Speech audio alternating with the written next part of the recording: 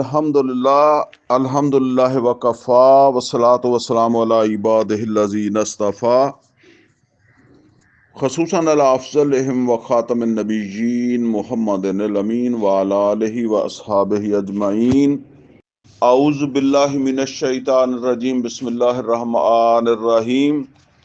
قال اللہ عز وجل فی کتابہ الکریم: الم تر ان اللہ یسبح لہ من فی السماوات والارض والطیر صافات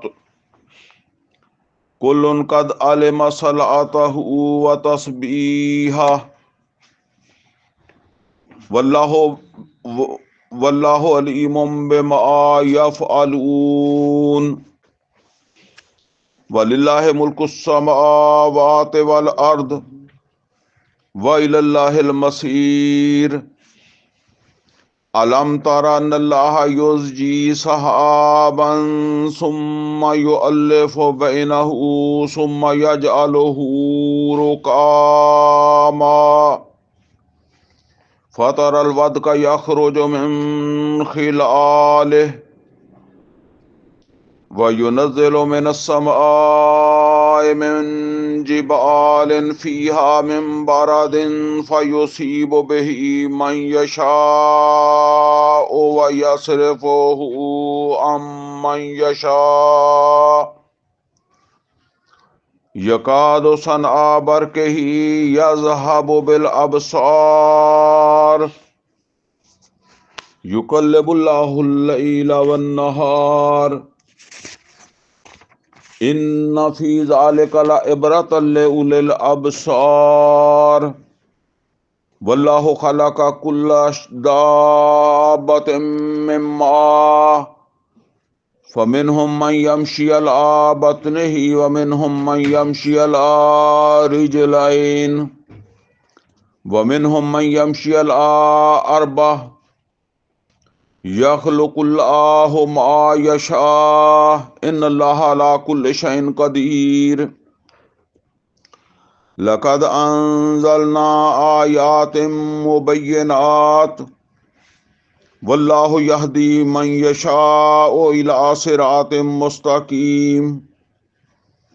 وَيَقُولُونَ آمَنَّا بِاللَّهِ وَبِالرَّسُولِ وَأَطَعْنَا ثُمَّ يَتَوَلَّىٰ فَرِيقٌ مِّنْهُم مِّن بَعْدِ ذَٰلِكَ وَمَا أُولَٰئِكَ بِالْمُؤْمِنِينَ۔ وَإِذَا دُعُوا إِلَى اللَّهِ وَرَسُولِهِ لِيَحْكُمَ بَيْنَهُمْ إِذَا فَرِيقٌ مِّنْهُم مُّعْرِضُونَ۔ وَإِن يَكُن لَّهُمُ الْحَقُّ يَأْتُوا إِلَيْهِ مُذْعِنِينَ۔ أَفِي قُلُوبِهِم مَّرَضٌ أَمِ ارْتَابُوا أَمْ يَخَافُونَ أَن يَحِيفَ اللَّهُ عَلَيْهِمْ وَرَسُولُهُ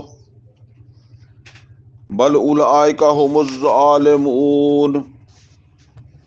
إِنَّمَا كَانَ قَوْلَ الْمُؤْمِنِينَ إِذَا دُعُوا إِلَى اللَّهِ وَرَسُولِهِ لِيَحْكُمَ بَيْنَهُمْ أَن يَقُولُوا سَمِعْنَا وَأَطَعْنَا وَأُولَٰئِكَ هُمُ الْمُفْلِحُونَ۔ وَمَن يُطِعِ اللَّهَ وَرَسُولَهُ وَيَخْشَ اللَّهَ وَيَتَّقِهِ فَأُولَٰئِكَ هُمُ الْفَائِزُونَ۔ وَأَقْسَمُوا بِاللَّهِ جَهْدَ أَيْمَانِهِمْ لَئِنْ أَمَرْتَهُمْ لَيَخْرُجُنَّ قُل لَّا تُقْسِمُوا طَاعَةٌ مَّعْرُوفَةٌ إِنَّ اللَّهَ خَبِيرٌ بِمَا تَعْمَلُونَ۔ قُلْ أَطِيعُوا اللَّهَ وَأَطِيعُوا الرَّسُولَ فَإِن تَوَلَّوْا فَإِنَّمَا عَلَيْهِ مَا حُمِّلَ وَعَلَيْكُم مَّا حُمِّلْتُمْ وَإِن تُطِيعُوهُ تَهْتَدُوا وَمَا عَلَى الرَّسُولِ إِلَّا الْبَلَاغُ الْمُبِينُ۔ صدق اللہ العلی العظیم۔ ربی اشرح لی صدری ویسر لی امری واحلل عقدۃ من لسانی یفقہوا قولی۔ اللہم ارنا الحق حقا وارزقنا اتباعہ وارنا الباطل باطلا وارزقنا اجتنابا، آمین یا رب العالمین۔ عزیز دوستو، اس وقت میں نے سورہ نور کی آیت نمبر 41 سے لے کر آیت نمبر 54 تک جو آیات ہیں ان کی تلاوت کی ہے۔ ہم اپنے ہفتہ وار دروس میں سورہ نور کا مطالعہ کر رہے ہیں۔ ان آیات کے حوالے سے جو موضوع میں نے بنایا ہے وہ ہے تقویت ایمان اور نفاق سے بچاؤ کی نصیحتیں، یعنی اللہ تعالیٰ کی طرف سے ایمان والوں کو نصیحتیں کی گئی ہیں، اور ان نصیحتوں کا مقصد یہ ہے کہ اپنے ایمان کو مضبوط کریں اور اپنے آپ کو نفاق سے بچائیں۔ اب یہ اس کا محل جو ہے نا اس کو سمجھیں۔ اس صورت میں ایک اہم واقعہ گزر چکا ہے، اور وہ ہے واقعہ افک۔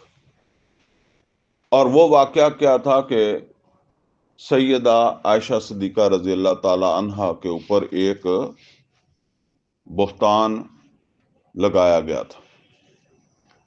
اچھا، اب یہ بہتان کس موقع کے اوپر جو وہ لگا، یعنی لوگ کہاں سے آ رہے تھے؟ یہ ایک لشکر تھا اور کوئی عام جگہ کے اوپر اکٹھا نہیں تھا۔ آپ سمجھے کہ عام لوگ اکٹھے تھے، یعنی مدینے سے یہ لوگ جنگ کرنے کے لیے جو ہے وہ گئے تھے قبیلہ بنی مستلق کی طرف، اور وہاں سے واپسی پر رستے کے اندر وہ ٹھہرے ہیں، پڑاؤ کیا ہے، رات گزاری ہے، اور اسی وقت پھر وہ اس طرح کی صورتحال جو پیدا گئی۔ اب تفصیل پہلے ہم چونکہ پڑھ چکے ہیں تو میں صرف آپ کو یاد ہی دلا رہا ہوں۔ تو اب نوٹ کریں کہ ابھی مدینے نہیں پہنچے ہیں۔ یہ وہ لوگ ہیں جن کے اندر یہ طوفان اٹھا ہے، وہ جنگ سے واپس آ رہے ہیں۔ یہ بڑی اہمیت ہے اس چیز کی، سمجھیں۔ عام لوگ نہیں ہیں کہ آپ سمجھیں جی عام لوگوں میں، عام لوگ تو بعد میں اس میں شامل ہو رہے ہیں نا۔ اور یہ کسی عام مسجد کی بات نہیں ہو رہی ہے، ٹھیک ہے نا، کہ جی نماز پڑھنے گئے تھے تو وہاں ایسا واقعہ ہو گیا۔ جنگ پر گئے تھے، وہاں سے واپسی کے اوپر جو ہے وہ یہ صورتحال جو ہے وہ بن گئی۔ گویا کہ وہ جو لوگ تھے انہی میں سے کچھ لوگ اس واقعے کو ایک طوفان بنانے والے تھے، اور باقی لوگ یقیناً بڑے لوگ تھے جو اپنے پاؤں کے اوپر مضبوط تھے، اور انہوں نے ان چیزوں کا یقین نہیں کیا، اور یا وہ ان چیزوں کے اندر جو ہے وہ شامل نہیں ہوئے، ملوث نہیں تھے۔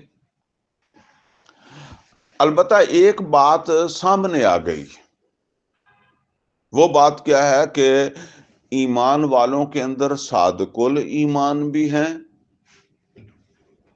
یعنی اس واقعے سے وہ تھے تو پہلے ہی، لیکن اس واقعے سے یہ بات سامنے آ گئی کہ ایمان والوں کے اندر صادق الایمان بھی ہیں، اور دوسرا وہ بھی ہیں جنہیں ہم منافق کہتے ہیں۔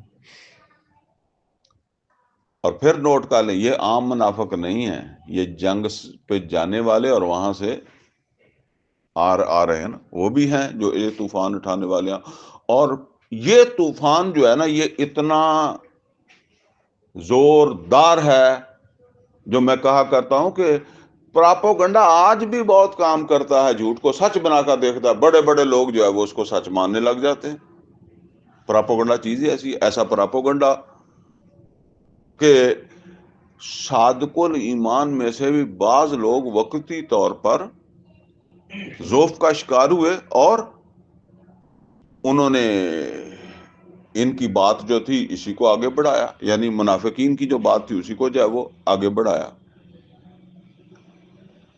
اس موقع کے اوپر جو بھی نصیحتیں پیچھے ہم نے ساری پڑھی ہے نا، تو ان کے ساتھ ساتھ اب اس سے پچھلا جو ہمارا درس تھا اس میں ایک تمثیلوں کے ذریعے سے اللہ تعالیٰ نے ایمان حقیقی جو ہے وہ سمجھایا،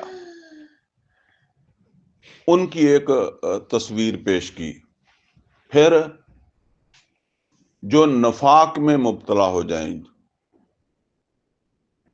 اور غیر شعوری طور پر نفاق میں مبتلا ہو جائیں اور اپنے آپ کو سمجھیں کہ ہم جنت کی طرف ہی جا رہے ہیں، او کا ظلمات فی بحر اللجی، نہیں یہ دوسرا ہے، اب الفاظ نہیں مجھے آ رہے، تو بس اتنا سمجھ لیں کہ جیسے ایک شراب کے پیچھے آدمی بھاگ رہا ہے نا، تو میں نے اس وقت کہا تھا کہ جس طرح وہ بس اپنی طرف سے جنت کی طرف جا رہے ہیں اور ہے شراب۔ اور تیسرا پھر جب وہ مدینے میں آئے تو ظاہر بات ہے کہ وہاں دوسرے لوگ مشرکین وغیرہ بھی، اور دائیں بائیں کوئی یہود بھی اس کے اندر، اس طرح کے لوگ بھی شامل ہو گئے، کافر۔ یہ تمثیل کے ذریعے سے ان کو واضح کیا۔ اور یہ کیوں واضح کیا یہ نقشہ؟ کہ اپنے آپ کو اس میں تلاش کرو کہ تم کس مقام کے اوپر جب وہ کھڑے ہو۔ اچھا، اب یہاں پھر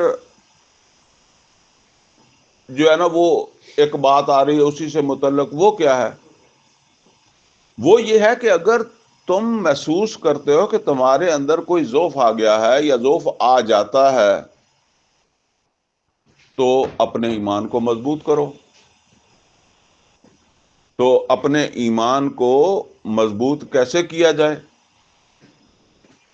اس کے لیے یہاں جو ہے وہ اللہ تعالیٰ نے وہ رستہ بتا دیا، اور اسی طریقے سے جو ہے وہ اپنے نفاق کو پہچانو۔ اگر خدا نہ خواستہ تم غیر شعوری طور پر منافق ہی ہو گئے ہو تو بیٹھے تو نہ رہو نا، پھر پیچھے آنے کا سوچو، لہذا وہ بھی واضح کیا جا رہا ہے۔ تو یہ دو چیزیں جو ہے وہ یہاں واضح کی جا رہی ہیں، ایک یہ ہے کہ اپنے ایمان کو کیسے تقویت دینی ہے، اور دوسرا یہ ہے کہ اگر ذوف پیدا ہو گیا ہے یا پھر وہ نفاق ہی کے اندر جو ہے وہ چلے گئے تو اس سے جو ہے وہ واپسی بھی ہو سکتی ہے۔ اس میں جو یہ بات سمجھ لیں جی کہ پہلے بھی میں نے ذکر کیا ہے، دوبارہ زیادہ تفصیل کے ساتھ ذکر کرنے کی ضرورت نہیں ہے، کہ ایک ہے شعوری نفاق، شعوری منافق، ٹھیک ہے نا، اور ایک ہے غیر شعوری نفاق یا غیر شعوری منافق۔ غیر شعوری منافق جو ہوتا ہے نا، وہ اپنے آپ کو سمجھ رہا ہوتا ہے کہ میں ایمان والا ہی ہوں، زیادہ سے زیادہ میرے اندر کچھ کمزوریاں ہیں، ٹھیک ہے، پھر اس طرح کا بھی ذہن میں آ جاتا ہے اللہ معاف کر دے گا، کام چل جائے گا۔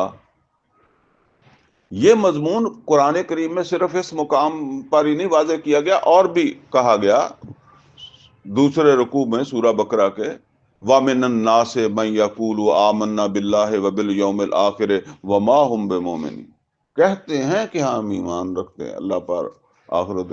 اللہ کہتا ہے نہیں، ایمان والے فی قلوبہم مرض، ان میں ایک مرض پیدا ہو چکا، فزادہم اللہ مرضا، اللہ نے بھی اس مرض کو بڑھا دیا۔ آگے فرمایا کہ ان کو شعور ہی نہیں، وما یشعرون، ان کو پتہ نہیں ہے کہ ہم یہاں تک جب وہ پہنچ گئے ہیں۔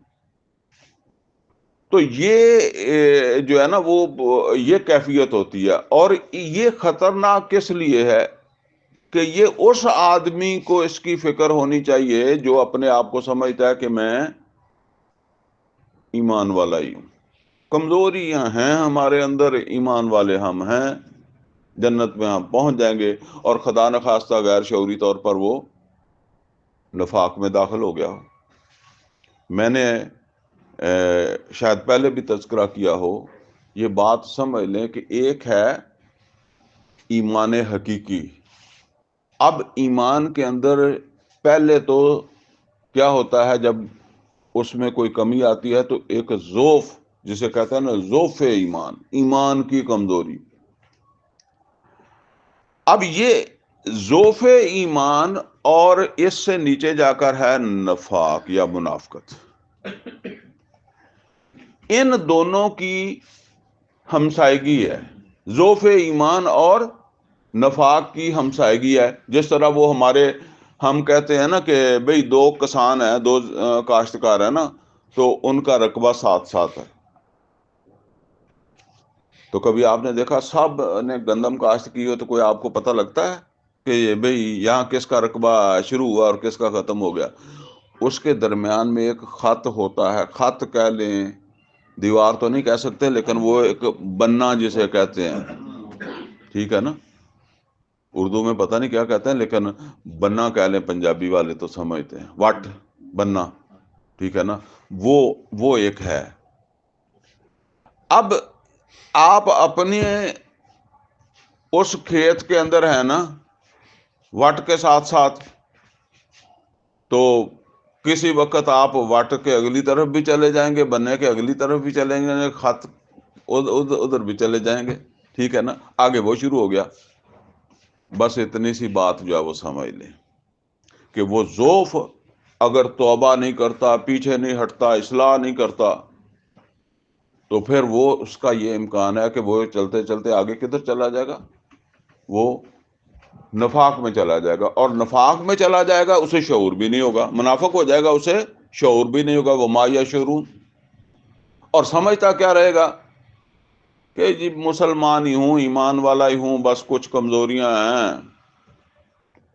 اللہ ویسے معاف بھی تو اللہ نے کرنا ہی ہے نا، کمزوریوں والوں کو ہی معاف کرنا ہے. اسی میں اپنے آپ کو بھی ایڈ کر لے گا کہ مجھے اللہ معاف کر دے گا، ٹھیک ہے نا؟ اور دوسری طرف وہ منافق ہو چکا ہوتا ہے. اور منافق کے بارے میں یہ سمجھ لیں کہ اس کا دنیا کا معاملہ ایمان والوں کے ساتھ ہے اور آخرت کا معاملہ کافروں کے ساتھ ہے، بلکہ کافروں سے بھی برا ہے. دنیا میں وہ ایمان والوں کے ساتھ ہی جو ہے وہ شمار ہوگا. اچھا، ایک بات اور سمجھ لیں ضروری، ہو سکتا ہے جو آج منافق ہے وہ کل کو مومن ہو جائے، جو آج مشرک ہے وہ کل کو پکا مومن ہو جائے. اللہ توبہ کی توفیق دے دے، وہ اپنی اصلاح کر لے. کوئی گناہ ایسا نہیں ہے جس سے توبہ بندہ نہیں کر سکتا زندگی میں، یہ نا توبہ کر بھی سکتا ہے، اللہ قبول بھی کر سکتا ہے. مطلب آپ دیکھیں یہ صحابہ کرام کی اکثریت جو ہے وہ شرک کرنے والی تھی نا، مکہ میں بت پوجنے والے تھے. سینئر صحابہ ان میں آپ دیکھ لیں کتنے تھے، لیکن پھر انہوں نے توبہ کی، اللہ نے معاف کر دیا. اور اسی طریقے سے اگر کوئی منافق ہے تو اس کو یہ نہیں سمجھ لینا چاہیے. دیکھیں نبی صلی اللہ علیہ وسلم تو تعین کے ساتھ جو ہے وہ آپ کو معلوم تھا یہ منافق ہے، لیکن ہمیں تو آج اس مجلس کے اندر کوئی پتہ نہیں ہے کہ کون کسی کو ہم سب کوئی سمجھتے ہیں سارے صادق الایمان ہیں. ہمیں نہیں پتا کون ضعف کا شکار ہے، کون نفاق تک جو ہے وہ پہنچ گیا ہے.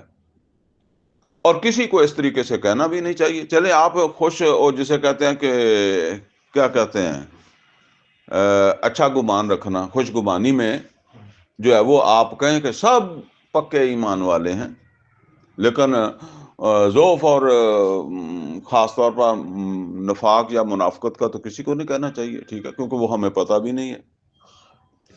لیکن ہر بندے کو خود اپنے بارے میں غور کرنا چاہیے، کیونکہ نبی صلی اللہ علیہ وسلم نے فرمایا کہ منافق ہو جانے کا ڈر کس کو ہوتا ہے؟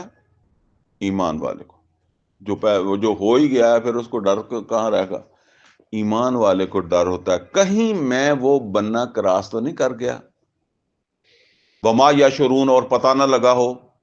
سمجھ گیا نا؟ دوسری طرف یہ ہے کہ شعور بھی نہیں ہے، تو غیر شعوری کے اندر اب آپ اس بات کو سوچیں، حالانکہ اس کو اب ہم اپنے کے ساتھ نہیں ملا سکتے. وہ جو حضرت حنظلہ رضی اللہ تعالیٰ عنہ اونچی آواز میں کہہ رہے تھے نافق حنظلہ، نافق حنظلہ، حنظلہ تو منافق ہو گیا، تو وہ اس بات پر کہہ رہے تھے کہ میرے دل میں کسی وقت تو اللہ اور اس کے رسول کا وہ تقوی بڑے عروج پر ہوتا ہے، اور کسی وقت بالکل مدھم ہو چکا تھا. وہ صرف ایمانی کیفیت کو کہہ رہے تھے. اسی طریقے سے عمر فاروق رضی اللہ تعالیٰ عنہ جب شہید ہوئے ہیں تو وہ حضرت حذیفہ بن یمان رضی اللہ تعالیٰ عنہ سے جو پوچھ رہے ہیں کہ اے حذیفہ، تجھے نبی صلی اللہ علیہ وسلم نے کچھ منافقوں کے نام بتائے تھے اور تجھے منع کیا تھا اور تو بتائے گا بھی نہیں، لیکن میں تو صرف یہ پوچھنا چاہتا ہوں کہ ان میں سے میرا نام تو نہیں تھا. جب یہ ہم اس طرح سوچیں گے نا، شاید ہم کراس کر گئے ہیں، شاید ہم اگلی طرف چلے گئے ہیں، تو یہ پھر فکر ہمیں اندر ہی رکھے گا، یہ فکر ہمیں اندر رکھے گا، اور جہاں ہم محسوس کریں گے کہ شاید ہم کراس کر گئے وہاں ہم توبہ کریں گے کہ بھی آگے تو کھڈا ہے، آگے تو تباہی ہے، بربادی ہے، فوراً توبہ کر کے پیچھے آئیں گے. تو لہٰذا یہ نہ سمجھے جو لوگ ہم عمومی طور پر تو بات کرتے ہیں کہ نبی صلی اللہ علیہ وسلم احد میں گئے تو 350 آدمی واپس آ گئے. ہمیں نہیں پتا ان 350 میں سے کتنے لوگوں نے توبہ کر لی ہو، واپس آ گئے ہوں، صحیح ایمان کے اوپر سچے صحابی کے طور پر جاؤ دنیا سے گئے ہوں. ٹھیک ہے نا؟ اسی طریقے سے وہ خندق کے موقع کے اوپر بہت سارے مجموعی طور پر بات کریں، کیونکہ یہ تو پھر اچھا اس میں ایک بات یہ ہے، ان کی بات تو ہم ایسے کرتے ہیں، اپنے بارے میں جب سوچنا ہے تو یہ سوچنا ہے کہ اگر مجھے محسوس ہوتا ہے کہ میں سرحد کے ادھر آ گیا ہوں، بننا کراس کر گیا ہوں، تو میں توبہ کر لوں، کیونکہ موت کا کوئی پتہ نہیں ہے. اگر میں بننا کراس پیچھے ہٹنے سے پہلے مر گیا تو پھر تو میں ادھر مرا ہوں نا، پھر میں تو ادھر آ کر مرا ہوں، دوسرے کے ایریے کے اندر مرا ہوں، نفاق کے ایریے کے اندر آ کر مرا ہوں نا. تو لہٰذا میں جلدی سے پیچھے ہٹوں اور توبہ کر لوں. اپنے بارے میں تو یہی سوچنا چاہیے. ٹھیک ہے نا؟ کہ پھر کوئی توبہ نہیں ہے. اگر میں پیچھے ہٹنے سے پہلے مر گیا تو پھر منافق کی توبہ نہیں ہے. نشانیاں نبی صلی اللہ علیہ وسلم نے بتائی ہیں. منافق کی 3 نشانیاں: اذا حدث کاذب، اذا تؤمن خان، اذا وعد اخلف. اسی طریقے سے فرمایا اذا خاصم فجر، اور وہاں یہ بھی فرمایا ان صام وصلى وزعم انه مسلمون. وہ روزہ رکھتا ہو اور جو ہے وہ روزہ رکھتا ہو، نماز پڑھتا ہو اور اپنے آپ کو سمجھتا ہو میں تو مسلمانوں میں سے ہوں، پھر بھی وہ منافق ہے. تو یہاں یہ دونوں چیزوں کو ہم نے جو ہے وہ سمجھنا ہے. وہ نفاق کی وہ کیفیات بھی اللہ تعالیٰ نے جو بتائی ہیں، جو انسان کے اوپر پھر ان کا جس طریقے سے جو ہے نا وہ انسان کا کریکٹر یا کردار جو ہے اس میں وہ ظاہر ہوتا ہے نفاق، اس کو بھی آگے جا کر بتایا. لیکن پہلے ہے اپنے ایمان کو مضبوط کرو، تمہارے اندر ضعف ہی پیدا نہیں ہونا چاہیے. ٹھیک ہے نا؟ وہ ضعف جو ہے نا اس سے بچنے کے لیے کیا ہے؟ اپنے ایمان کو مضبوط کرنا. اچھا جی، اب آ جائے دوسری طرف. اب یہ ایمان جو ہے یہ کیا چیز ہے؟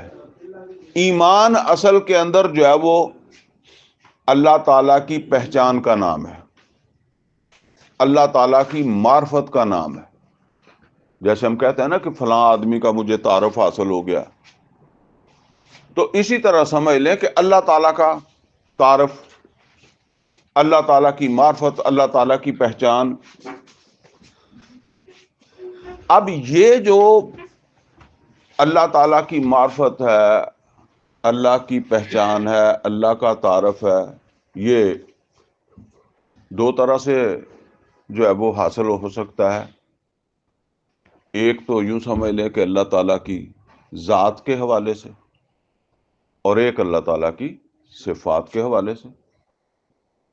ایمان میں وہی چیز، ایمان مجمل کے اندر آمنت باللہ کما ہوا باسمائہ و صفاتہ۔ اب دیکھیں کچھ چیزیں تو وہ ہے نا جو اللہ تعالیٰ نے قرآن کریم کے اندر واضح فرما دی ہیں، سورہ اخلاص کے اندر، کہ نہ اللہ تعالیٰ کا کوئی باپ ہے، نہ اس کی کوئی ماں ہے، نہ اس کی کوئی اولاد ہے، نہ کوئی بیٹا بیٹی، کوئی بہن بھائی، کوئی اس طرح کا معاملہ نہیں ہے، ٹھیک ہے نا۔ اب ایک تعارف وہ ہے جو اس وقت ہم ایک دوسرے سے حاصل کر سکتے ہیں یا کر رہے ہیں، ان کی شکل، ان کا رنگ، ان کا قد، ٹھیک ہے، ان کا چہرہ، ایک تصویر، وہ بھی ایک تعارف ہے نا۔ تو یہ بات سمجھ لیں جی، اللہ تعالیٰ کا یہ تعارف اس دنیا کے اندر نصیب نہیں ہو سکتا، ٹھیک ہے نا۔ یہ دنیا کے اندر اس طرح اگر کوئی آدمی چاہے اللہ کا تعارف حاصل کر لے تو اس طرح تو نہیں ہو سکتا۔ اب کیسے یہ تعارف حاصل ہوگا؟ جسے میں کہہ رہا ہوں کہ ایمان اصل کے اندر اللہ کی معرفت کا نام ہے، اللہ کے تعارف کا نام ہے، تو یہ کیسے حاصل ہوگا؟ یہ اللہ تعالیٰ کی صفات کے ذریعے سے حاصل ہوگا، اور یہی ایک اللہ تعالیٰ نے دنیا کے اندر جو ہے نا وہ ذریعہ رکھا ہے۔ قرآن کریم کے اندر یہ دو ذریعے اللہ تعالیٰ نے بتائے ہیں، سَنُرِيهِمْ آیَاتِنَا فِی الْآفَاقِ وَفِی أَنفُسِہِمْ۔ ایک یہ ہے کہ انسان جو ہے نا وہ اپنے اوپر غور و فکر کرے، اور دوسرا یہ ہے کہ خارج میں غور و فکر کرے، آفاق میں غور و فکر کرے۔ تو یہ دونوں طرف اللہ تعالیٰ کی صفات کا ظہور ہو رہا ہے، انسان اپنے اندر غور کرے یا خارج کے اندر جب وہ غور کرے، دونوں طرف کیا ہے؟ اللہ تعالیٰ کی صفات کا ظہور ہے۔ اب میں آپ کو ایک مثال کے ذریعے سے یہ بات سمجھانے کی کوشش کرتا ہوں۔ مثال کے طور پر ایک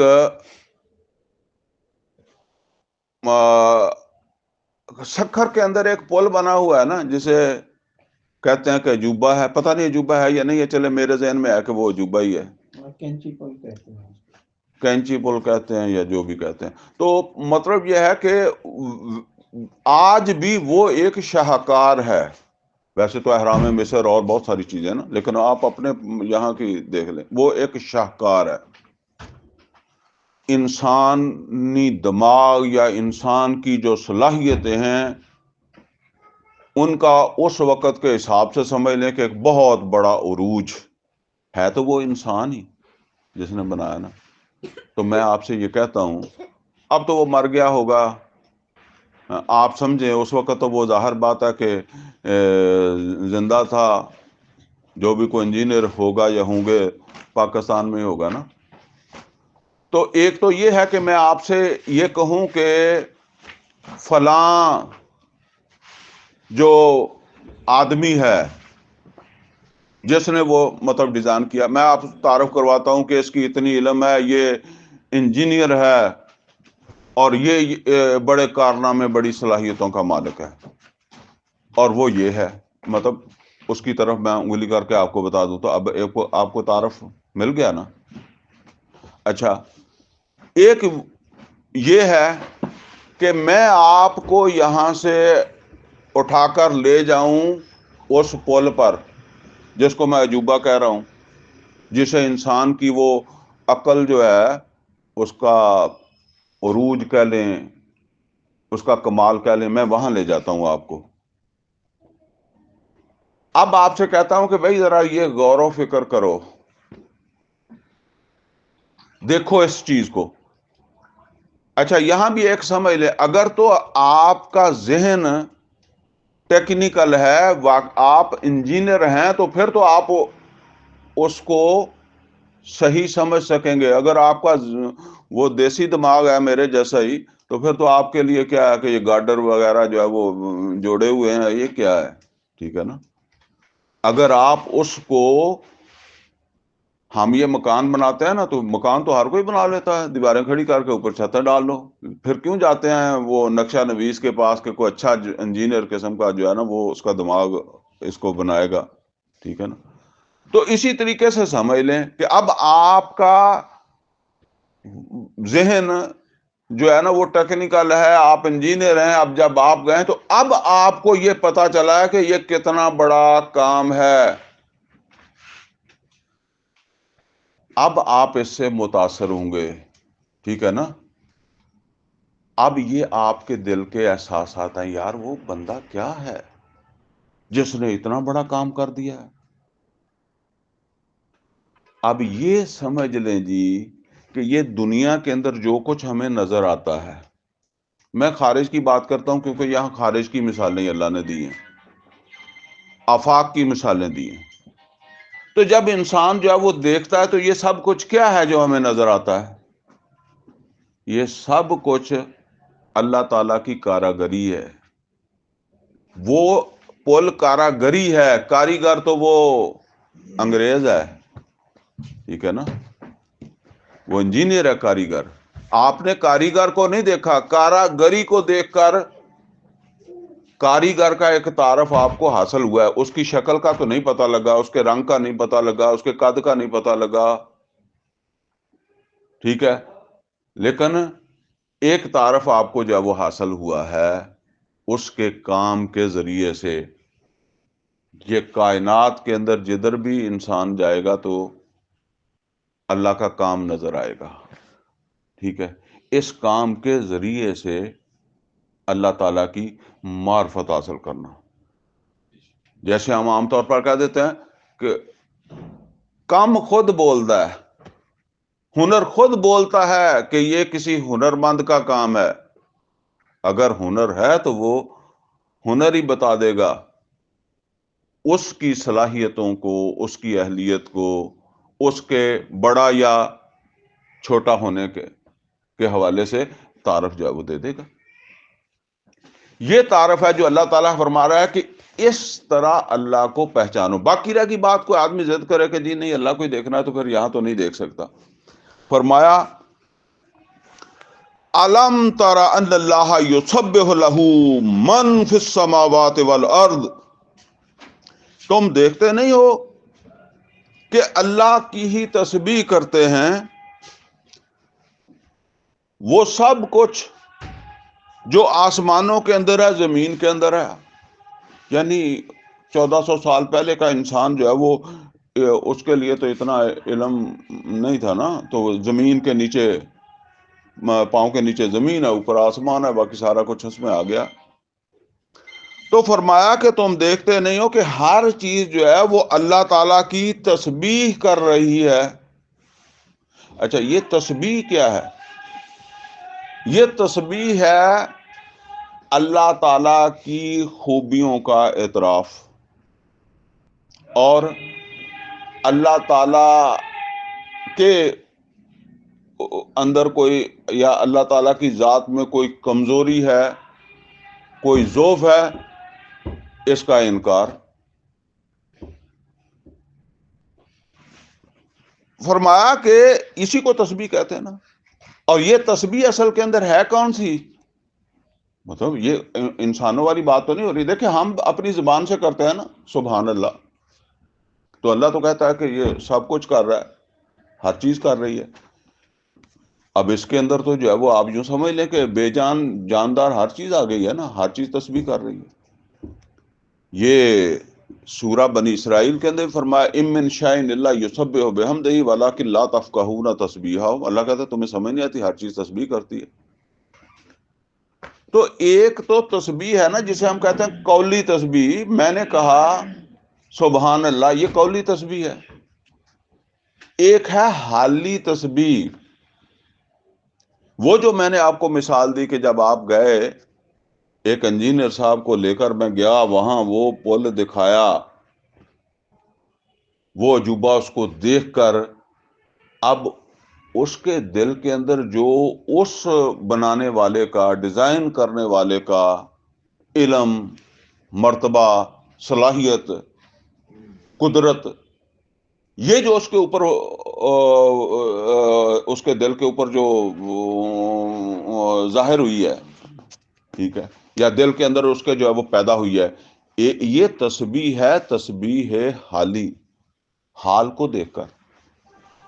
تو یہ درخت بھی تسبیح کر رہا ہے، سورج بھی کر رہا ہے، آسمان بھی کر رہا ہے، سب کچھ کر رہا ہے. یہ ہو سکتا ہے زبان بھی کوئی ہو، ٹھیک ہے نا، ہم اس کا بھی انکار نہیں کرتے، لیکن زبان ہمیں تو سمجھ نہیں آتی. ہمیں کیا پتا سورج کی کون سی زبان ہے، زمین کی کون سی زبان ہے، لیکن ایک حال تو ہے اس کا جو بتاتا ہے. دیکھیں اس کو اس طرح آپ سمجھے نا، انسان بڑی ترقی کر گیا ہے اور انسان نے بڑے جہاز بھی بنائے اور بہت کچھ، یہ شٹل وغیرہ، یہ وہ ایسی ایسی خلائی شٹلز بنائی ہیں کہ پتہ نہیں وہ کتنا عرصہ سے چل رہی ہیں، کتنی ان کی لائف ہے، کام بھی کر رہی ہیں. لیکن کوئی بنانے والا یہ نہیں سمجھتا کہ میری یہ صلاحیت جو ہے، میں یہ سارے کو، یہ بلکہ ہے ہی نہیں، مسلمان ہے ہی نہیں یہ کام کرنے والے، وہ یہ نہیں سمجھتے کہ ہماری یہ صلاحیت اس صلاحیت سے بڑھ کر ہے جس کی بنیاد پر یہ سورج چل رہا ہے. یہ مطلب یہ ہے کہ کتنے عرصے سے چل رہا ہے. جنات سے بھی بہت پہلے جب اللہ تعالیٰ نے یہ سارا سسٹم بنایا، اس وقت کا یہ سورج ہے. بلکہ وہ علوم تو یہ بتاتے ہیں کہ پتہ نہیں کروڑوں سورج ہیں کائنات کے اندر، جو ہے وہ لوگوں کو تو جھوٹ ہی لگے گا. تو یہ تو سورج ان کے مقابلے میں بہت چھوٹا ہے. اور میں وہ ایک تحقیق جو ہے وہ سن رہا تھا، تو اس میں انہوں نے بتایا کہ اب بھی جو سورج کے قریب جانے کے لیے انہوں نے کوئی شٹل وٹل بنائی ہے نا، وہ بھی لاکھوں میل دور سے سورج کو آبزرو کر رہی ہے، قریب اس سے آگے نہیں جا سکتی. ٹھیک ہے نا. تو یہ تو بہت بڑی چیز ہے نا. آپ ایک مچھر کے اوپر غور کر لیں اور ایک جہاز سے اس کا موازنہ کر لیں. کل 3 دن ایک مچھر کی زندگی ہوتی ہے. پیدا ہوتا ہے اور جوان ہوتا ہے اور بچے دے بھی جاتا ہے آگے، ٹھیک ہے، مر بھی جاتا ہے. اور آپ ذرا دیکھیں کہ وہ مشین کا کیا مقابلہ ہے. مشین تو سمجھ لیں کہ اس کو چلانے والا پیچھے موجود ہے نا. تو اب وہ مچھر ایٹومیٹک ہی چل رہا ہے نا. اس کو پوری سمجھ ہے، رات کے وقت آپ کو تلاش کر لیتا ہے، آپ کے جسم کا ننگا ایسا تلاش کر لیتا ہے، آپ کا ہاتھ اس کی طرف جانے سے پہلے اکثر اڑ بھی جاتا ہے. ٹھیک ہے. تو کیا مقابلہ ہے جہاز کا اس کے ساتھ. فرمایا کہ تم دیکھتے نہیں ہو، الم تر ان اللہ یسبح لہ من فی السماوات والارض، اسی کی تسبیح کرتی ہے ہر وہ چیز جو آسمان و زمین کے اندر ہے. والطیر صافات، اور یہ پرندے بھی پر پھیلائے ہوئے، یہ بھی اسی کی اپنے حال سے اس کی ان صفات کا اعتراف کر رہے ہیں. کل ان کا عالم صلاۃ ہوا تسبیحا، اور سب کے سب اپنی صلاۃ اور اپنی تسبیح اس کو جانتے ہیں، اور وہ ان کو پتا ہے کہ ان کے مالک نے ان کو کس مقصد کے لیے بنایا ہے، اور وہ اپنے اس مقصد کو پورا کر کے اپنے مالک کے کمال کا اعلان کر رہے ہیں. ایک مشین ہے نا، آپ نے بنائی ہے، جب وہ مشین صحیح طریقے سے کام کرتی ہے تو وہ کس کے کمال کا اعلان کرتی ہے؟ جس نے وہ بنائی ہے. واللہ علیم بما یفعلون، اور اللہ تعالیٰ جو وہ کرتے ہیں وہ جانتا ہے. کون سی چیز انسانوں کو تو جانتا وہ ہر چیز کو جانتا ہے. جس کو بھی اس نے کام کے اندر لگایا ہے، تو جو وہ کر رہا ہے، صحیح کر رہا ہے، غلط کر رہا ہے، اس کو اللہ جانتا ہے اس کو. وَلِلَّهِ مُلْكُ السَّمَاوَاتِ وَالْأَرْضِ، اور اللہ ہی مالک ہے، اللہ ہی حاکم ہے، اللہ ہی کا حکم چلتا ہے آسمانوں اور زمین میں ہر جگہ۔ وَإِلَى اللَّهِ الْمَصِيرُ، اور اللہ ہی کی طرف رجوع کرنا ہے، اللہ ہی کی طرف۔ اینڈ رزلٹ ہمارا تو سب انسانوں کا کدھر ہے؟ مطلب یہ ہے کہ اب یہ اگر اس کے ذریعے سے سمجھ نہیں آئی تو پھر ایک دن تو ہم نے اللہ کے پاس آ جانا ہے، پھر اللہ کو یہاں تو نظر نہیں آئے گا، یہاں تو اس کی یہ کمال ہی نظر آئے گا، اس کے کمالات، اس کی صفات نظر آئیں گی، پھر وہاں آ کر دیکھ لینا۔ لیکن وہاں بھی دیکھنے کا کوئی فائدہ تو نہیں ہوگا۔ اصل میں تو ایمان کا فائدہ یہاں ہے، اس دنیا کے اندر اگر ایمان مل گیا، حاصل ہو گیا، اللہ کا تعارف حاصل ہو گیا تو یہی فائدہ مند ہوگا۔ الم ترى ان اللہ یسجی سحابا، اب یہ دوسری اللہ تعالیٰ جو ہے وہ ایک بتا رہا ہے کہ اس طرح بھی غور کر لو۔ تم دیکھتے نہیں ہو کہ اللہ تعالیٰ جو ہے وہ بادلوں کو ہانک لاتا ہے۔ اب یہ وہ بارش کا سسٹم ذرا آپ دیکھیں کہ یہ زمین تو تھی نہیں، پانی پانی تھا، اور یہ پانی میں سے زمین برآمد ہوئی ہے نا۔ یہ ہم چونکہ زمین کے اوپر رہتے ہیں نا تو ہمیں محسوس ہوتا ہے کہ یہ بہت بڑی ہے۔ اگر آپ خلا میں چلے جائیں، وہاں سے زمین کو دیکھیں تو زمین کے اوپر زمین آپ کو 2 حصے پانی اور 1 حصہ خشکی جس پر ہم پھرتے ہیں، اسی میں امریکہ، افریقہ، پاکستان، ہندوستان، یہ وہ تیسرے حصے میں ہے۔ باقی سب کیا ہے؟ پانی۔ آپ ایسے سمجھ لیں کہ جیسے آپ کے گاؤں کا چھپڑ ہوتا ہے نا، تو اس میں آپ ایک کشتی جو ہے وہ ڈال دیں تو وہ آپ پانی کے اندر اس طریقے سے زمین جو ہے وہ ہے، سمجھ لیں۔ کشتی تو ظاہر ہے وہ آپ نے ایسے بنائی ہوئی ہے، یہ کوئی ادھر کو نکلا ہوا ایسا ہے، کوئی ادھر کو نکلا ہوا ہے، اس طریقے سے جو ہے وہ پانی کے اندر یہ ہے۔ یہ ظاہر ہے جب آپ اس کے ایریا سے باہر نکلیں گے تو پھر ہی پتہ چلے گا نا، یہاں اوپر بیٹھ کے تو نہیں پتہ چلتا آپ کو کہ کیا ہے۔ اب یہ پانی کب اللہ نے پیدا کیا پتہ نہیں، ٹھیک ہے نا۔ اب یہ پانی آہستہ آہستہ اس میں سے کوئی عمل ہوا، ویسے بھی آپ پانی کو جو ہے وہ رکھ دیں، مہینے بعد دیکھیں گے تو اس میں جالا چھالا بنا ہوا ہوتا ہے نا، اور پھر پانی جو ہے وہ بھاپ بھی بن رہا ہے، سورج چمک رہا ہے۔ آج بھی یہ اسی طریقے سے جاری ہے، خشکی آ گئی ہے لیکن دیکھیں 7 سمندر ہے نا، ہر وقت سورج کسی نہ کسی سمندر کو بھی گرم کر رہا ہوتا ہے، ٹھیک ہے نا۔ یہ مسلسل بھاپ بن رہا ہے پانی، تو کیا ہوتا ہے؟ بھاپ بن کے اوپر جاتا ہے، اور اس کا نتیجہ کیا ہے کہ وہ پانی جو ہے پھر ہوائیں اس کو جو وہ بخارات بنے ہوتے ہیں ان کو دھکیل کر لے جاتی ہیں، کوئی یہاں بھی برس جاتا ہے، کوئی جا کے پھر فالتو جتنا بھی ہوتا ہے رات دن وہ چل رہا ہے۔ ہمارے لیے رات ہے، وہ سمندر تو اس سمندر پر نہیں، کسی اور سمندر کے اوپر چمک رہا ہے، تو وہ پانی پھر جا کر جو ہے وہ پہاڑوں سے ٹکراتا ہے وہاں، تو وہاں وہ جا کر جو ہے نا وہ سٹور ہونا شروع ہو جاتا ہے، موسم کے اعتبار سے جمنا شروع ہو جاتا ہے، بڑے بڑے گلیشیئر بن جاتے ہیں، وہ ان گلیشیئروں کے اوپر جا کر جو ہے وہ بے شک جو ہے نا وہ آپ یوں شہر بسا لو اتنے بڑے ہیں۔ تو اس طرح جو ہے نا وہ پھر وہ جب کچھ گرمی ہوتی ہے تو وہ پانی پگھلتا ہے، اور پھر وہ دریاؤں کے ذریعے سے جو ہے وہ میدانی علاقوں میں آتا ہے، اور یہاں جتنا استعمال ہوتا ہے باقی کدھر چلا جاتا ہے؟ باقی سمندر میں چلا جاتا ہے۔ ایک سرکل ہے، پانی ضائع ہوتا نہیں ہوتا، بے شک آپ پی کر پیشاب بھی کریں، وہ اسی طریقے سے جو ہے نا وہ ایک سرکل کے اندر جو ہے وہ اوپر چلا جاتا ہے صاف ہو کر، پھر اس طرح جو ہے وہ آ جاتا ہے، ایک سلسلہ ہے۔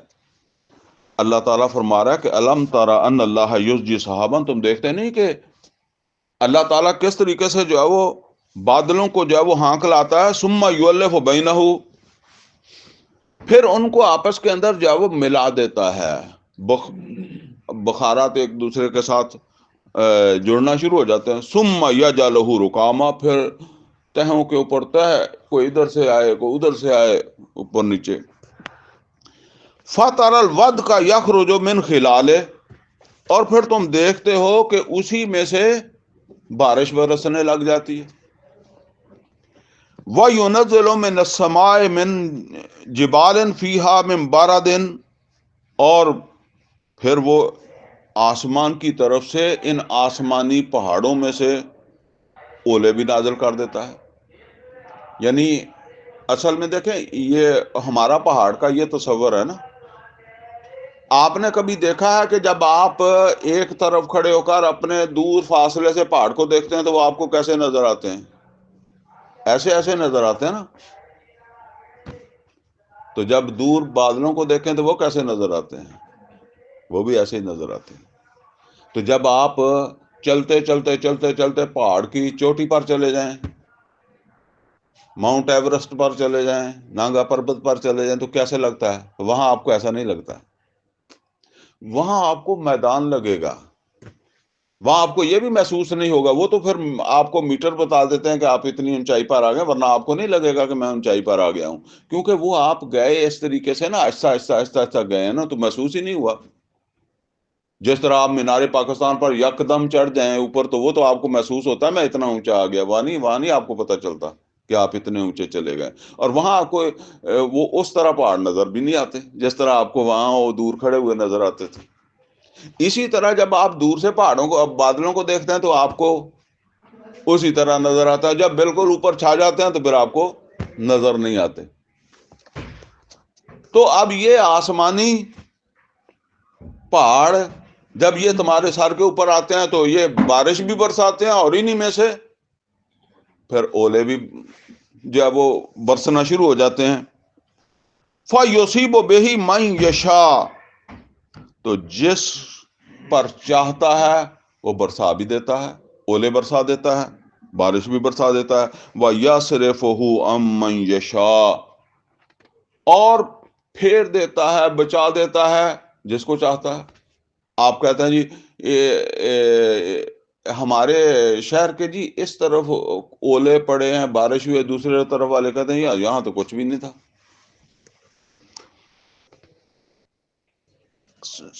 یکاد سنا برق ہی یذہب بالابصار، اور قریب ہے کہ اس کی بجلی کی چمک تمہاری آنکھوں کو بھی چندیا دے، اکھاں اڈیاں دی اڈیاں رہ جان.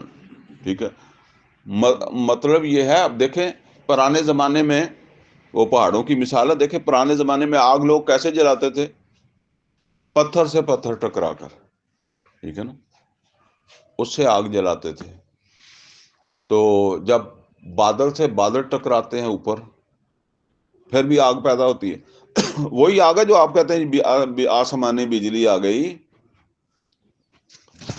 اب دیکھیں پانی سے پانی ٹکراتا ہے نا تو ایسی آگ پیدا ہوتی ہے. تو فرمایا کہ انہی پانی کے پہاڑوں میں سے پھر تم دیکھتے ہو کہ آگ بھی پیدا ہو جاتی ہے جو تمہاری آنکھوں کو چندیا کر رکھ دیتی ہے. یہ کافی نہیں ہے ایک کمال؟ یعنی بات وہ ہے کہ کیا تمہارے ایمان کو مضبوط کرنے کے لیے یا اللہ اس کاریگر کو اس کاراگری کے ذریعے سے جو ہے وہ پہچان لینا کافی نہیں ہے؟ اس کا تعارف کافی نہیں ہے تمہارے لیے؟ نہیں ہے تو اگلی بات یقلب اللیل والنہار، اور وہ ہے جو رات اور دن کو عدلتا بدلتا رہتا ہے. کبھی رات ہے کبھی دن ہے، اس پر غور کر لو. ان فی ذلک لعبرۃ لاولی الابصار، اور بے شک اس کے اندر نشانیاں ہیں. کن کے لیے؟ اولو الابصار، جو آنکھوں والے ہیں، جن کی بصارت ہے. آنکھیں تو سب کی ہیں. اصل کے اندر قرآن کریم میں ایک جگہ اللہ تعالیٰ فرماتا ہے کہ یہ آنکھیں جو ہے نا وہ ان کی بات نہیں ہے. اصل بات کیا ہے؟ دل اندھے ہو جاتے ہیں، آنکھیں اندھی نہیں ہوتی. آنکھیں دیکھ رہی ہوتی ہیں، دل اندھے ہو چکے ہوتے ہیں. دل کی آنکھیں جن کی وہ دل کی آنکھیں ہیں وہ ہیں اولو الابصار. تو فرمایا کہ اس کے اندر نشانیاں ہیں اللہ کی معرفت کی، اس کاریگر کو پہچاننے کی، اس کے تعارف کی نشانیاں اس کے اندر جو ہے وہ ہیں. آگے فرمایا واللہ خلق کل دابۃ من ماء، اور اللہ تعالیٰ نے ہر جاندار کو پیدا کیا پانی سے. اب یہ بھی وہ کمالات ہی ہیں نا اللہ تعالیٰ کے بتائے جا رہے ہیں. فَمِنْهُمْ مَنْ يَمْشِي عَلَى بَطْنِهِ، اور اسی پانی سے پیدا ہونے والوں میں سے وہ بھی ہے کہ جو چلتا ہے اپنے پیٹ پر. سانپ، مچھلی، یہ کینچوے وغیرہ، ان کی ٹانگیں تو نہیں ہوتی، پیٹ پر ہی چلتے ہیں. وَمِنْهُمْ مَنْ يَمْشِي عَلَى رِجْلَيْنِ، اور ان میں سے وہ بھی ہیں جو دو ٹانگوں پر چلتے ہیں. ہم بھی خود بھی دو ٹانگوں پر ہی چلتے ہیں، اور بہت ساری چیزیں دو ٹانگوں پر چلتی ہیں. پرندے اکثر دو ٹانگوں پر ہی چلتے ہیں. وَمِنْهُمْ مَنْ يَمْشِي عَلَى أَرْبَعٍ، اور اسی پانی میں سے پیدا ہونے والوں میں سے چار ٹانگوں والے بھی ہیں، چار پہ بھی چلتے ہیں. اور یہ چار کیا، کئی یہاں تو چار تک بتایا، کئی وہ میں نے دیکھا پتہ نہیں 70 ٹانگیں ہی ان کی ہیں. یہ چھوٹے چھوٹے جو کان کھجورے سے ہوتے ہیں نا، ان کی کبھی آپ ٹانگیں گننا ہی بڑی مشکل ہے. اس طرح کی چیزیں جو ہے نا، مجھے تو یہ نہیں سمجھ آتی کہ ان کو کیسے پتا چلتا ہے کہ یہ ٹانگ ہماری ساتھ ہے کہ نہیں ہے، یا اس کو اٹھانا ہے اس کو اٹھانا ہے. جیسے پوری اتنی لمبی ریل گاڑی جو ہے وہ خود ہی پہیے گھوم رہے ہیں نا، اس طرح کوئی آٹومیٹک سسٹم ہے ان کے اندر. حالانکہ یہ فرق ہے، وہ ریل گاڑی جو ہے نا وہ تو اس کو آگے سے کھینچ رہا ہے نا، اس کا ایک دماغی سینس ہے. آپ اس کو وہ چھوٹا سا کان کھجورا جو ہوتا ہے پتہ نہیں کیا ہوتا ہے، اب آپ ایک تنکا لے کر اس کو آگے سے مارے، پیچھے کو چلنا چل جائے گا، اس کو پتہ لگے گا آگے خطرہ ہے، یہ مجھے تنگ کر رہا ہے یا کاٹے گا آپ کو. ٹھیک ہے نا، کہ پوری اس کے اندر، جیسے میں نے کہا نا، وہ مچھر جو ہے وہ کوئی معمولی چیز نہیں ہے، پیدا نہیں کر سکتا کوئی آدمی آج تک کسی نے پیدا کیا ایسا. تو فرمایا یخلق اللہ ما یشاء، اللہ جو چاہتا ہے پیدا کر سکتا ہے، جو چاہتا ہے وہ پیدا کر لیتا ہے. اب دیکھیں یہ ہم اس کو، اچھا اللہ کیوں نہیں کہہ رہا کہ اگر اللہ کو پہچاننا ہے، اپنے ایمان کو مضبوط کرنا ہے تو خانہ کعبہ میں چلے جاؤ، اپنی مسجد کے مولوی کے پاس چلے جاؤ، فلاں مدرسے میں چلے جاؤ. کوئی آئی ہے بات؟ قرآن کریم کے اندر میں صرف ایک آیت آپ کو سناتا ہوں، ترجمہ نہیں کروں گا، لمبی ہے. ان فی خلق السماوات والارض واختلاف اللیل والنہار والفلک التی تجری فی البحر بما ينفع الناس وما انزل اللہ من السماء من ماء فاحیا به الارض بعد موتها وبث فیہا من کل دابہ وتصریف الرياح والسحاب المسخر بین السماء والارض لآیات لقوم یعقلون. عقل والوں کے لیے اس کے اندر معرفت رب کی نشانیاں ہیں. ٹھیک ہے نا، یعنی آپ یہ سمجھ لیں، جسے ہم کہتے ہیں نا ایمان مجمل، یہ سرا ہے معرفت رب کا. اور آپ کو پتا ہے کہ جب کوئی ڈور الجھی ہوئی ہو، اس کو آپ نے سیدھا کرنا ہے تو وہ تو سیدھی ہوتی نہیں ہے. تو اس کے لیے سیدھا کرنے کے لیے جو سب سے اہم نقطہ ہے وہ کیا ہے؟ اس کا سرا مل جائے. یہ سرا ہے معرفت رب کا. باقی پھر اس کی ڈیٹیل قرآن حکیم، سنت، سب کچھ ہے، لیکن یہ سرا ہے. سرا ہاتھ نہیں آیا تو بس پھر وہ غیر شعوری طور پر بندہ چلا پھرے گا. لیکن یہ ہے کہ اللہ جس چیز کو کہتا ہے نا وہ یہ ہے، آمنت باللہ کما ہوا باسمائہ و صفاتہ. یہ صفات کے اوپر ایمان کا مطلب یہ ہے کہ اس کے ذریعے سے اللہ کی معرفت حاصل کریں. فرمایا یخلق اللہ ما یشاء ان اللہ علی کل شیء قدیر. لقد انزلنا آیات مبینات، بے شک ہم نے تو اپنی نشانیاں، اپنی پہچان کی نشانیاں بالکل واضح کر دی ہیں. پھر تمہیں ہماری پہچان نہیں ہوتی، پھر تمہیں شبہ ہوتا ہے. ہمارے کام کو تم دیکھ نہیں رہے ہو، ہماری کاراگری کو دیکھ نہیں رہے ہو، ہمارے ہنر کو دیکھ نہیں رہے ہو، پھر بھی تمہیں شبہ ہے. واللہ یہدی من یشاء الی صراط مستقیم، اللہ جس کو چاہتا ہے صراط مستقیم. یا نوٹ کریں، یہاں صراط مستقیم عطا کر دیتا ہے انہی نشانیوں کے ذریعے سے. وہ سرا مل جاتا ہے اس کو. ٹھیک ہے, سرا ہاتھ آ گیا تو اب آپ ڈور کو سیدھی جب وہ کر سکیں گے نا. آپ سرے کے بغیر ہی لگے ہوئے ہیں اس کو, کبھی جو ہے وہ ادھر سے کھینچ کر کر لینے ہیں, وہ ناخنوں کے ساتھ کبھی ادھر سے ادھر کر لیتے ہیں, تو وہ سیدھی نہیں ہونی. وَيَقُولُونَ آمَنَّا بِاللَّهِ وَبِالرَّسُولِ. اب یہاں یہ وہ دوسرا نفاق والا سلسلہ شروع ہو گیا کہ یہ بھی ایمان والے ہیں جن کے اندر صورتحال یہ ہے کہ نفاق بھی پیدا ہو چکا ہے اور اصلاح بھی نہیں ہو رہی. تو فرمایا کہ وَيَقُولُونَ آمَنَّا بِاللَّهِ, یہ کہتے ہیں کہ ہم اللہ پر ایمان رکھتے ہیں, وَبِالرَّسُولِ, اور رسول پر, وَأَطَعْنَا, اور ہم ان کی اطاعت کریں گے. یعنی ایمان کا مطلب کیا ہے؟ میں اللہ کی اور رسول کی اطاعت کروں گا.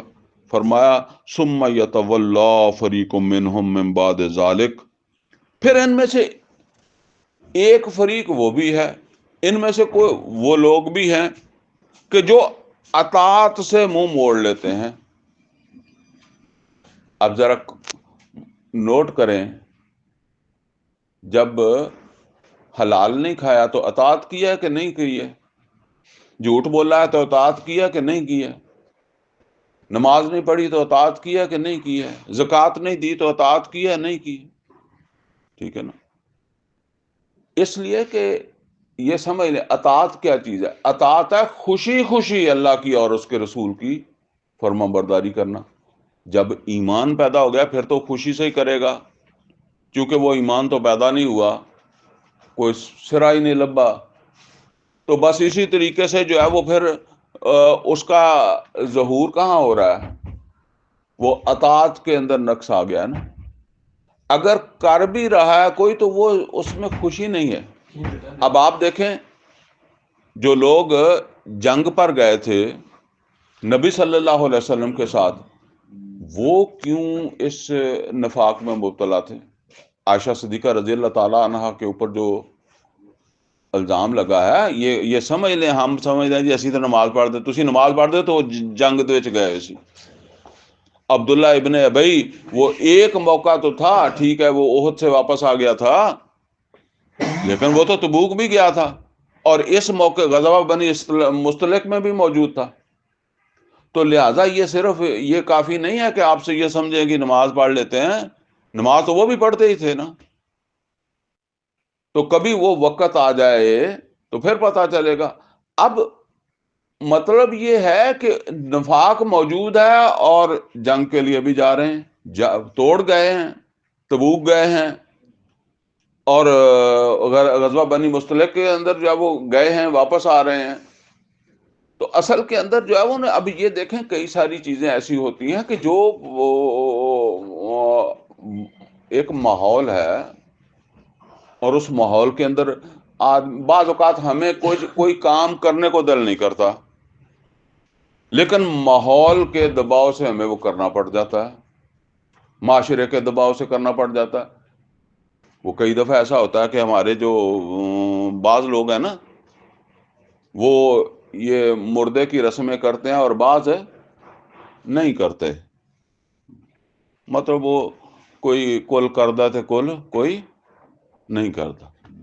اچھا, وہ جو نہیں کرتے وہ بھی کئی دفعہ مجبور ہو جاتے ہیں کرنے پر. ایسا آپ نے دیکھا ہوگا. اور کچھ نہیں تو وہ کل نہیں کہیں گے تو قرآن خوانی کہہ لیں گے, ٹھیک ہے, وہ اسی طرح وہ کسی نہ کسی طریقے سے وہ اپنا وہ کر لیں گے, ٹھیک ہے نا. اس طرح کی جو وہ چیزیں پھر وہ کس وجہ سے کرتے ہیں؟ معاشرے کا دباؤ ہے, ٹھیک ہے نا. تو اسی طریقے سے جو ہے وہ معاشرہ ہے نا, معاشرے کے ساتھ بھی تو رہنا ہے. اب وہ کئی دفعہ جو ہے نا وہ بندہ تو کل نہیں کراتا, مگر برادری کے دوسرے لوگ کروا رہے ہیں, تو اب بندہ کہتا ہے وہاں جا کر بیٹھ بھی جاتا ہے, تو منہ سے جو ہے نا وہ ساتھ والے کہتا کی فائدہ نالے وہ گٹکاں گنی جاتا ہے. ساتھ دائیں بائیں کہتا ہے یار بس ہے میں رسماں بنی ہیں, ٹھیک ہے نا. تو اسی طریقے سے ہے یہ چیز پیدا ہو گئی ہے, کیونکہ اصل ایمان کی وہ کمی ہے نا. تو فرمایا کہ وَيَقُولُونَ آمَنَّا بِاللَّهِ وَبِالرَّسُولِ وَأَطَعْنَا ثُمَّ يَتَوَلَّى فَرِيقٌ مِّنْهُم مِّن بَعْدِ ذَلِكَ، اور پھر اس کے بعد ان میں سے جو ہے وہ ایسے لوگ ہیں کہ جو اطاعت سے پھر جاتے ہیں، یا اطاعت کرتے ہیں تو مجبوری کی کرتے ہیں، ذوق و شوق سے نہیں کرتے، خوشی سے نہیں کرتے. وَمَا أُولَٰئِكَ بِالْمُؤْمِنِينَ، یہ جو خوشی سے نہیں کرتے، مجبوری سے کرتے ہیں، مجبوری سے زکوٰۃ دیتے ہیں، حقیقت کے اعتبار سے یہ ایمان والے نہیں ہیں. دنیا کے اندر جیسے وہ میں نے کہا کہ نفاق میں مبتلا آدمی خواہ وہ شعوری ہو یا غیر شعوری ہو، شمار تو ایمان والوں میں ہوتا ہے نا. حقیقت کے اعتبار سے یہ ایمان والے نہیں ہیں. ہاں توبہ کر لیں، واپس آ جائیں، اصلاح کر لیں.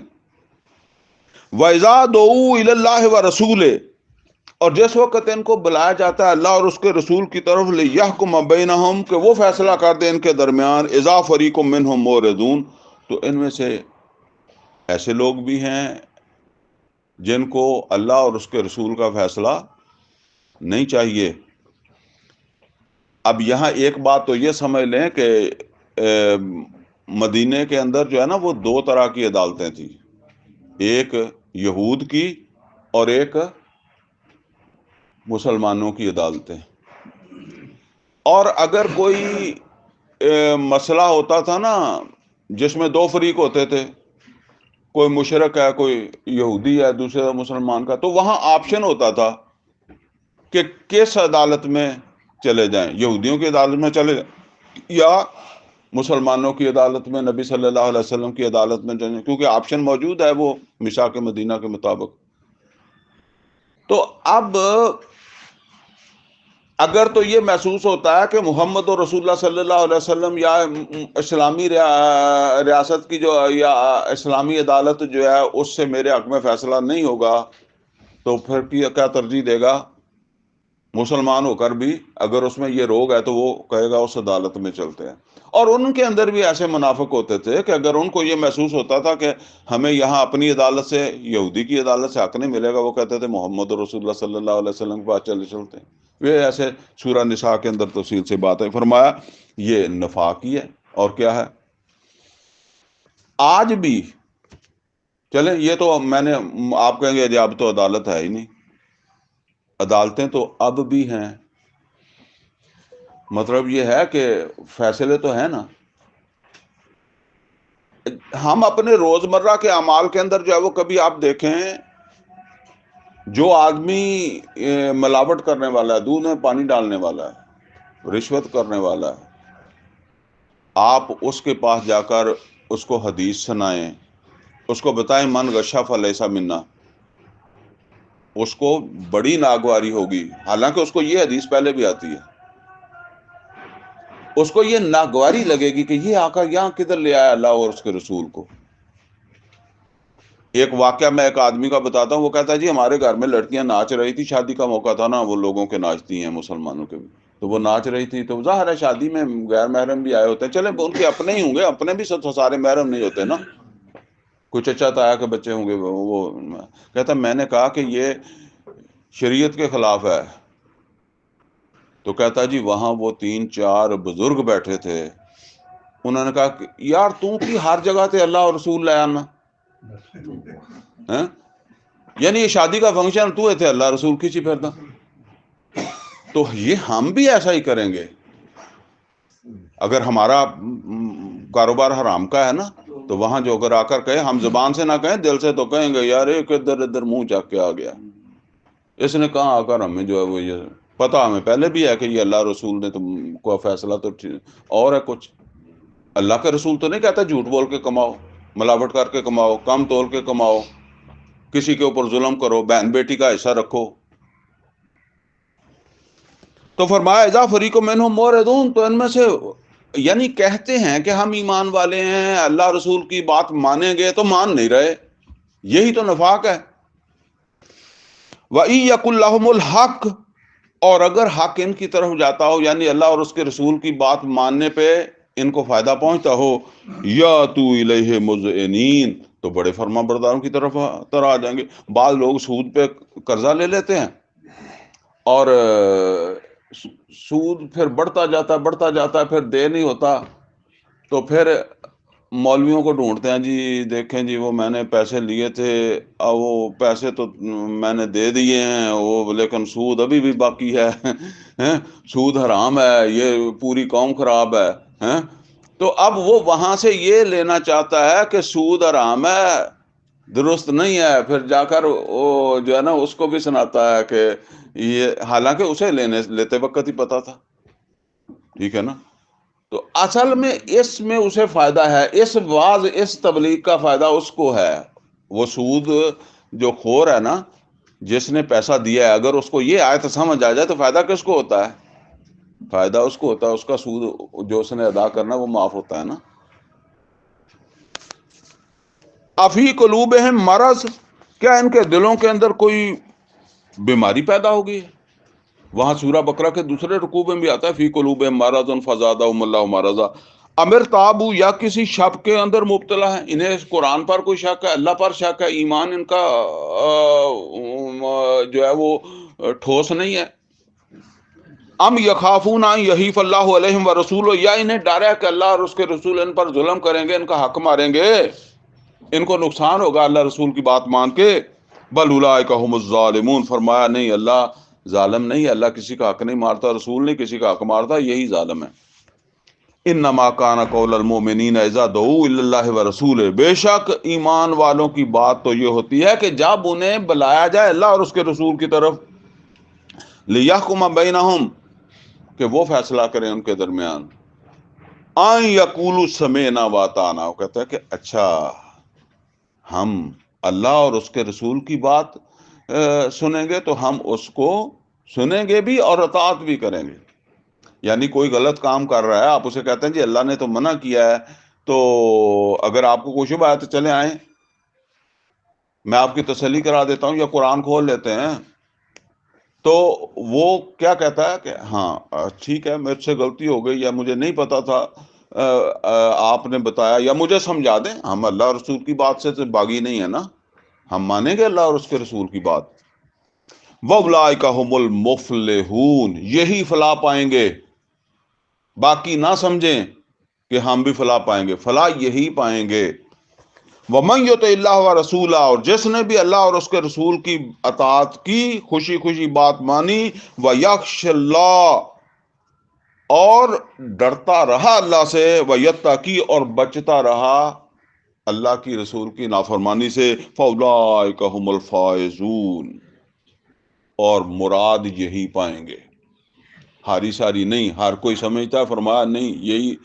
اب یہاں اگر آپ غور کریں ٹائم کا مسئلہ بن جاتا ہے، یہاں فرمایا وَمَن يُطِعِ اللَّهَ وَرَسُولَهُ، جس نے اطاعت کی، جو اطاعت کرتا رہا اللہ کی اس کے رسول کی، وَيَخْشَ اللَّهَ، اور اللہ سے ڈرتا، اطاعت کر کے بھی اللہ سے ڈرتا رہا۔ کیا مطلب ہے؟ کوئی ناسمجھی میں کوئی ہو جائے،